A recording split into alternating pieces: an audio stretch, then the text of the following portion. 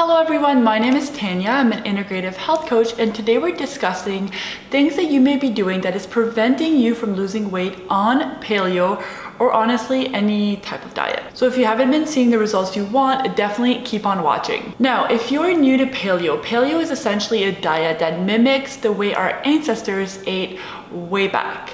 But if you are a regular around here, you know that my approach to paleo is slightly different, where I don't eliminate or incorporate foods based off of if the cavemen ate them, but rather if they do support my health by, providing tons and tons of nutrients and supporting my gut health. If you're doing paleo for weight loss, I honestly believe that when done right, paleo will support weight loss because paleo is abundant in fruits, vegetables, animal protein, seafood, all foods that are relatively low in calories, but will really support your body and satiate your body at a cellular level. Now, there are a few mistakes that could be made within those paleo guidelines that would prevent you from losing weight. So let's look at these. But first, for the best content on the paleo diet and lifestyle, subscribe to my channel and click the notification bell down below so you are notified every time I post a new video every Wednesday. Thank you.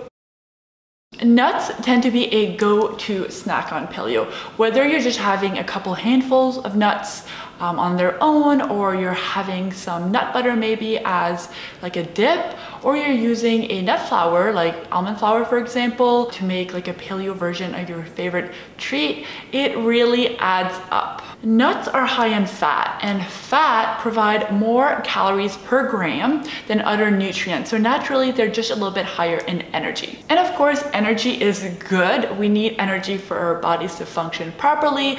We also need fat, especially fats coming from a good source like nuts. But the problem is we do tend to overeat nuts. So keeping nuts at a maximum of a handful a day in whatever way you're consuming them is probably best if you are trying to lose weight. Personally, I don't recommend overeating nuts anyways because they contain something called lectins, which can disrupt your gut health. So just keep your nuts at a maximum of a handful and you will be completely fine. This one is a bit controversial because some people will argue that it shouldn't even be a part of the paleo diet because paleo does not contain any processed foods at all. I get it, but the reality is life happens, and it is way more important to stick to a way of eating that is sustainable for you than doing something that's a bit extreme.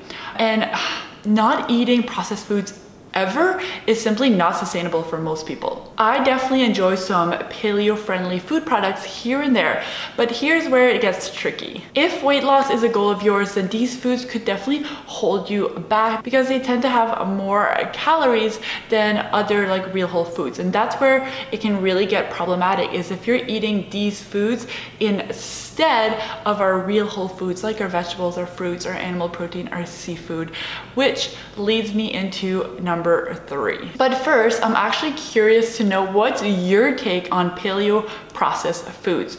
Should they be included at like a minimum, or should we eliminate them like altogether? So number 3, it doesn't matter how many calories you consume.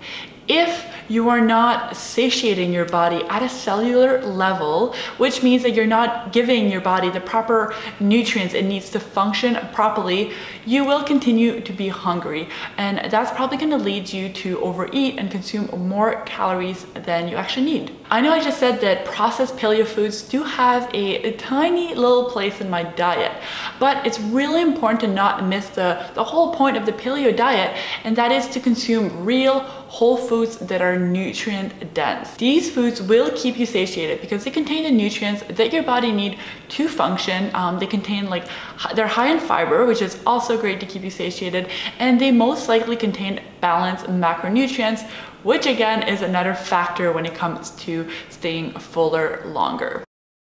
Okay, number 4 is not about your diet, but it will heavily influence how you eat, and that is lifestyle behaviors like sleep, stress, and exercise. It's really important to get quality sleep so that you're not craving those like high sugar, high calorie foods all the time. It's also super important to manage your stress. Things like meditation or just even going out in nature can be really helpful in managing your stress so that you're not overeating and that your body is able to metabolize the food you give it properly. And lastly, exercise is a great way to support weight loss. We know that, but it's important to not overdo it. Overdoing it can look like maybe the intensity is a bit too high, or you are exercising too frequently and your body is not able to recover properly, and that is actually putting on like a physical stress on your body. So exercise at an intensity that works for you, minimize stress, and get quality sleep, and all those things are gonna help you eat in a way that supports weight loss. All right guys, that is it. But before you go, I just want to mention that I have a free 7-day downloadable meal plan available to you. This meal plan contains the recipes, the meal plan contains a grocery list. So if you are looking to follow a plan to help you, lose weight, then this is definitely the right plan for you. It will be available as the